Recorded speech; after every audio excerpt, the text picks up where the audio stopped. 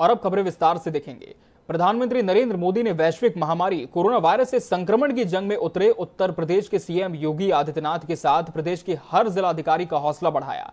PM Narendra Modi ने गुरुवार को देश के अन्य राज्यों के साथ ही उत्तर प्रदेश के 7 जिलाधिकारियों को वीडियो कॉन्फ्रेंसिंग से संबोधित किया।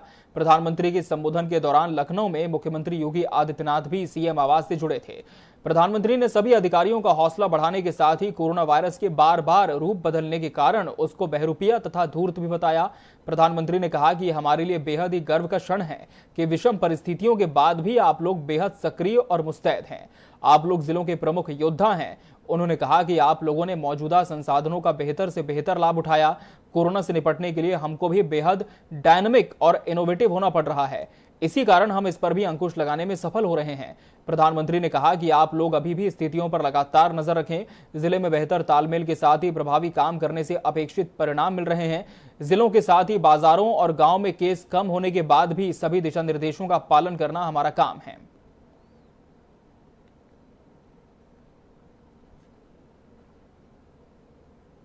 सीएम योगी ने सोशल मीडिया पर वायरल हुए मामले पर संज्ञान लेते हुए एक बार फिर संवेदनशीलता की मिसाल पेश की है। सीएम ने लीवर की बीमारी से जूझ रही 4 साल की मासूम की मदद की है।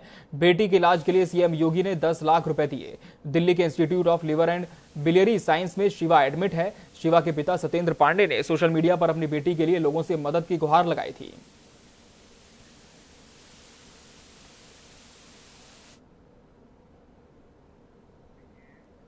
पंचायत चुनाव में ड्यूटी के दौरान शिक्षकों और कर्मचारियों की मौत पर यूपी सरकार ने निर्देश जारी किया है। सीएम योगी ने कहा कि इलेक्शन कमीशन की गाइडलाइन पुरानी है, तब प्रदेश में कोरोना वायरस नहीं था। सीएम योगी ने कहा कि चुनाव ड्यूटी में जिन शिक्षकों, शिक्षा मित्रों और पुलिस कर्मियों की मौत हुई है वो बेहद ही दुखद है। राज्य सरकार की संवेदनाएं प्रत्येक कर्मचारी और उसके परिजनों के साथ हैं। सीएम योगी ने अपर मुख्य सचिव पंचायती राज यूपी राज्य निर्वाचन आयोग से गाइडलाइन संशोधन का अनुरोध किया। उन्होंने कहा कि ड्यूटी करने वाले कर्मचारियों को एक निश्चित समय सीमा में संक्रमण होने और निधन होने की स्थिति में भी सम्मिलित करने पर विचार किया जाए। कर्मचारियों के परिवार को समुचित सहायता उपलब्ध कराने के लिए चुनाव आयोग से विचार विमर्श कर आवश्यक सूचना देने को कहा है। मुख्यमंत्री योगी आदित्यनाथ लगातार जरूरी दिशा निर्देश जारी कर रहे हैं। सीएम योगी का बड़ा बयान सामने आया है। कहा है कि यूपी सरकार अपने सभी कर्मचारियों का आवश्यक सुविधाएं देने के लिए तत्पर है। चुनाव ड्यूटी में एक भी मौत दुखद है। राज्य निर्वाचन आयोग से गाइडलाइन में संशोधन का उन्होंने अनुरोध किया है और कहा कि सरकार की संवेदनाएं प्रत्येक कर्मचारी और उनके परिजनों के साथ है। इलेक्शन कमीशन की गाइडलाइन पुरानी है, तब कोरोना का डर नहीं था, कोरोना का इतना विकराल रूप नहीं था। इस संबंध में नए सिरे से सहानुभूतिपूर्वक विचार करने की जरूरत है।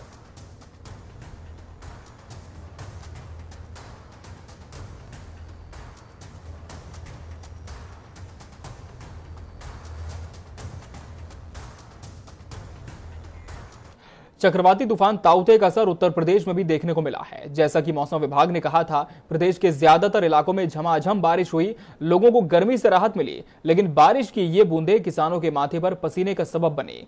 अनाज मंडियों में सैकड़ों टन गेहूं भीगकर बदइंतजामी की भेंट चढ़ गए, तो कई जगहों पर धूल भरी आंधी से संसाधनों को नुकसान भी पहुंचा है।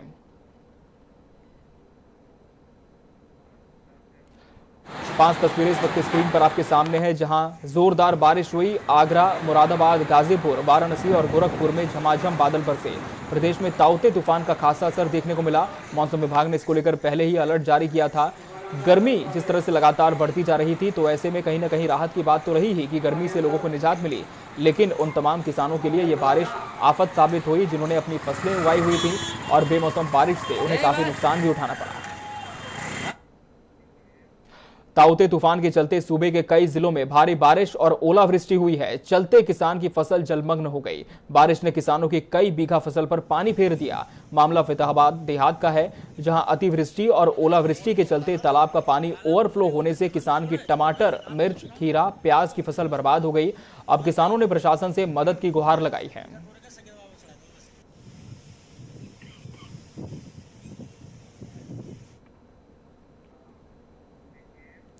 मुख्यमंत्री योगी आदित्यनाथ ने प्रदेश में अतिवृष्टि पर संज्ञान लिया है। प्रदेश में अतिवृष्टि से जनहानि पर अनुमन्य सहायता उपलब्ध कराने के निर्देश सीएम की ओर से दिए गए हैं। साथ ही सीएम योगी ने राहत आयुक्त से प्रदेश भर के सभी जिलों से आख्या रिपोर्ट तलब की है।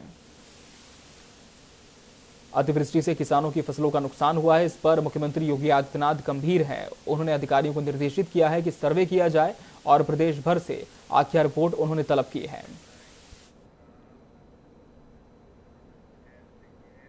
वैश्विक महामारी कोरोना वायरस संक्रमण की गति प्रदेश में अब धीमी पड़ती जा रही है। प्रदेश में अब रिकवरी रेट 91.80% हो गया है।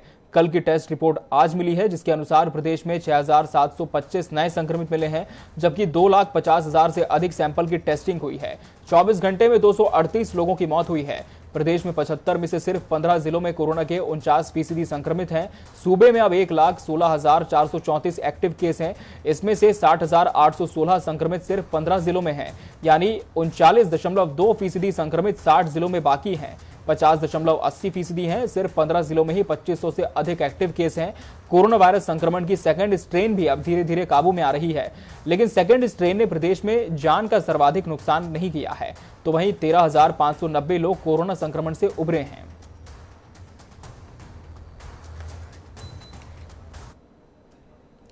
केंद्रीय मंत्री मुख्तार अब्बास नकवी और राज्य मंत्री बलदेव सिंह आलेख आज रामपुर के जिला अस्पताल पहुंचे, जहां पर उन्होंने अस्पताल की व्यवस्थाओं का जायजा लिया। इस दौरान मंत्री मुख्तार अब्बास अस्पताल के वार्डों में जाकर कोरोना संक्रमित मरीजों से अस्पताल की व्यवस्थाओं के बारे में जानकारी लेते नजर आए।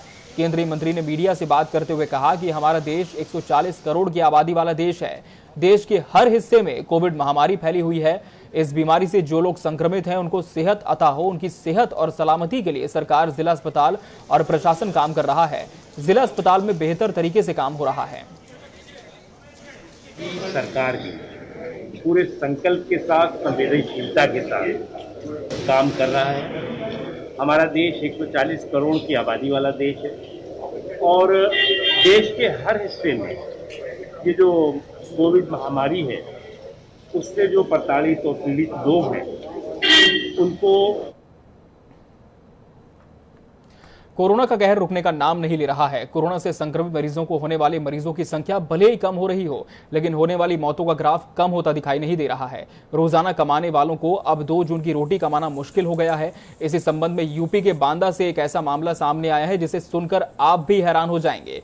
कोरोना महामारी की मार से रोजी रोटी को टूट चुका गरीब अब कफन दफन और अंतिम संस्कार की दुकानें खोलकर बैठ गए हैं। इस मामले में जब इन दुकानदार से बात की गई तो उन्होंने कहा कि कोरोना कर्फ्यू में उनका धंधा बर्बाद हो गया। ऐसे में उन्होंने सोचा कि मौतें ज्यादा हो रही हैं तो अंतिम संस्कार का सामान ही दुकान में रख लिया जाए, ताकि 4 पैसे कमाए जा सके और बच्चों का पेट पाला जा सके। दुकान के खोली, लॉकडाउन लग गया। हाँ। सोचा कि इसकी बिक्रेता हो रही है। हाँ, मौतें बढ़ रही हैं इसलिए। हाँ, तो यही डाल लेंगे तो 2 बच्चों के लिए 2 पैसा होगा, नहीं बैठे क्या करेंगे घर में, रोज के कमाने रोज के खाने वाले आदमी। अच्छा। हाँ, तो क्या भी लिया है, ये भी कर्ज करके पैसा लगाए बैठा हूँ। अच्छा ऐसा थोड़ी ना। तो लगभग 10 से 15 मौतें रही हैं एक दिन, आंकड़ा ये रहा। हाँ, कभी 10 हो गई, कभी 15 हो गई, कभी 12 हो गई। लॉकडाउन में बंद हो गया काम। हाँ। अपना करने लगे हैं। अभी कितने दिनों शुरू किया? 15 दिन हो गए हैं। अब जितना भी बनता है करते हैं, 1,000-2,000 रुपए। तो बच्चे भी पढ़ रहे हैं हमारे। लोग परेशान होते हैं। लोग हैं घूमते हैं ना, अपना जो है मंगा लिए। हाँ। शुरुआत भी करता है हमारा।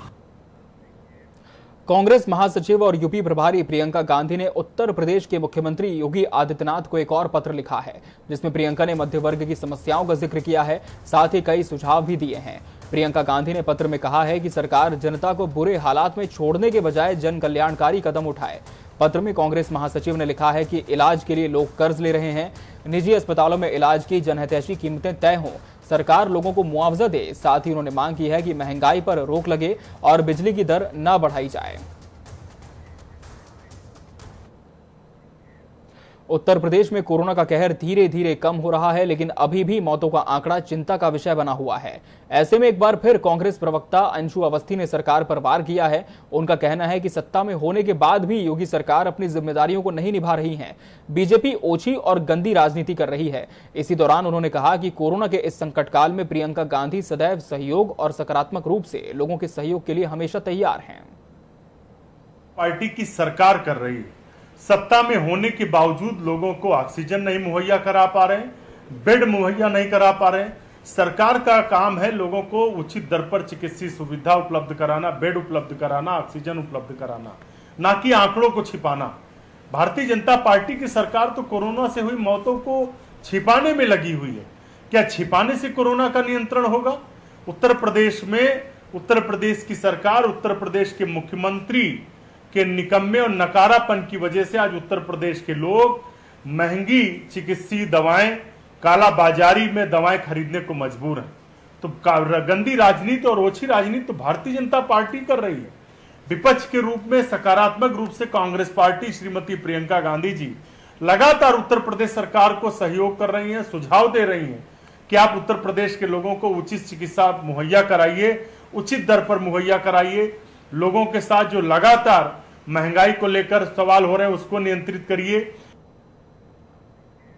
कोरोना महामारी लोगों की जिंदगी छीन रही है तो प्रशासन की लापरवाही से मरने के बाद शव की दुर्दशा हो रही है। प्रयागराज में श्रृंगेश्वरपुर के गंगा घाट पर दफनाए गए शवों को कुत्ते नोच खा रहे हैं। मामले का वीडियो वायरल होने के बाद प्रशासन ने मुस्तैदी के साथ शवों को ढकवाने का काम शुरू कर दिया। वहीं इस मामले में हमारे संवाददाता ने फाफामऊ में घाट का जायजा लिया।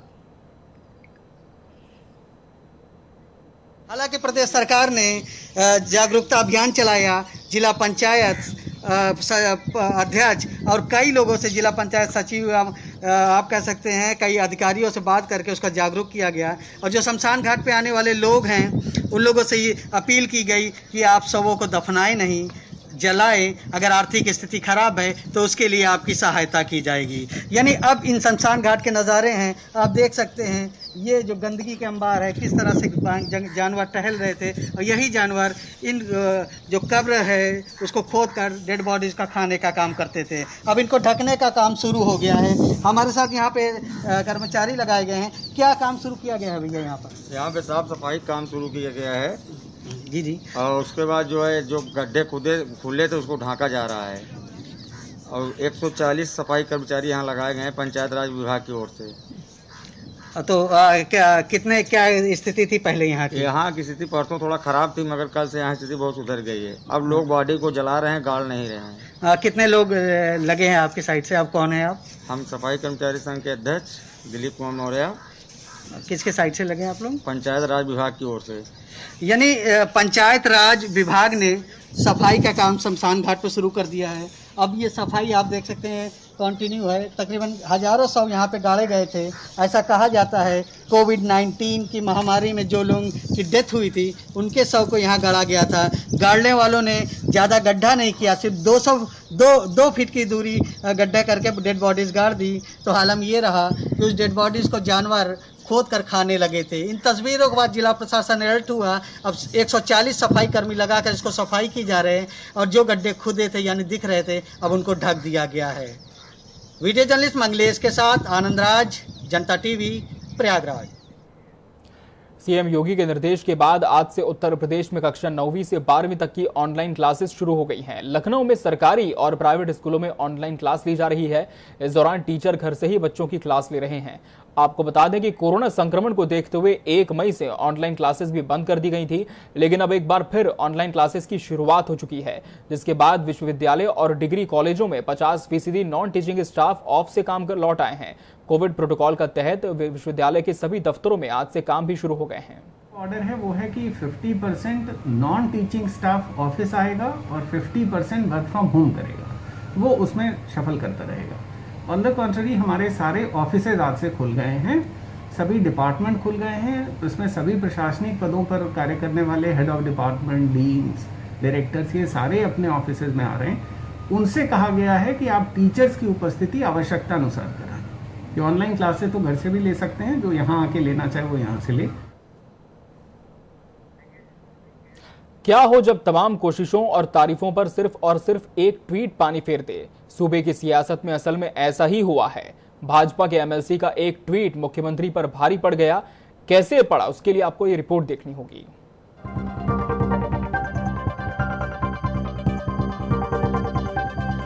प्रधानमंत्री नरेंद्र मोदी ने चक्रवात ताउते से आई तबाही का निरीक्षण करने के लिए बीते दिन गुजरात का दौरा किया। इस बीच पीएम मोदी ने अहमदाबाद में एक बैठक की अध्यक्षता की। इस बैठक में उन्होंने गुजरात सरकार से कहा कि आपको वाराणसी से सीखने की जरूरत है। दरअसल पीएम मोदी अहमदाबाद में कोरोना और तूफान को लेकर मीटिंग कर रहे थे। इस दौरान उन्होंने गुजरात के सीएम, मंत्रियों समेत वहां मौजूद सभी सीनियर अफसरों को वाराणसी मॉडल के बारे में बताया। कोरोना की दूसरी लहर ने देखते ही देखते कोहराम मचा दिया था। अस्पताल में बेड से लेकर ऑक्सीजन तक की व्यवस्था पर मारामारी मची हुई थी। वाराणसी में भी लोगों को तरह तरह की मुसीबतें झेलनी पड़ी, लेकिन वाराणसी मॉडल ने बनारस की जान बचा ली। पीएम मोदी ने कहा कि वो स्वयं लगातार इसकी मॉनिटरिंग करते रहे हैं, जिसके बाद वाराणसी में कोरोना को नियंत्रित कर लिया गया। पीएम मोदी ने वाराणसी मॉडल की तारीफ की तो पीएमओ में सेक्रेटरी रह चुके अरविंद शर्मा, जो कि अब बीजेपी एमएलसी हैं, उन्होंने पीएम मोदी की ओर से वाराणसी के काम की सराहना करने पर थैंक यू कहा है। लेकिन अब इन सबसे इतर उत्तर प्रदेश के मुख्यमंत्री योगी आदित्यनाथ, जो कोरोना संक्रमण से ठीक होने के बाद लगातार प्रदेश भर में दौरा कर रहे हैं, और इसी कड़ी में सीएम योगी ने बीते दिनों वाराणसी का भी दौरा किया, लेकिन इस ट्वीट में कहीं भी मुख्यमंत्री का जिक्र नहीं है। ऐसे में सवाल ये कि क्या एमएलसी एके शर्मा सीएम योगी के प्रयासों को भूल गए? सवाल ये भी है कि बात सिर्फ वाराणसी की ही क्यों हो रही है? सवाल ये भी है कि क्या केस सिर्फ वाराणसी में ही कम हुए हैं? एके शर्मा को शायद ये भी बताना चाहिए था कि अगर आज वाराणसी में कोरोना से निपटने में गड़बड़ी होती तो फिर कौन जिम्मेदार होता, प्रधानमंत्री नरेंद्र मोदी या फिर मुख्यमंत्री योगी आदित्यनाथ? फिलहाल एमएलसी अरविंद कुमार शर्मा ने तो पीएम मोदी का धन्यवाद कर दिया, लेकिन राजनीतिक गलियारों में उनके इस ट्वीट के कई मायने निकाले जा रहे हैं और सारे के सारे आगामी चुनावों की हलचल को बढ़ा रहे हैं, क्योंकि इस ट्वीट में राज गहरे हैं।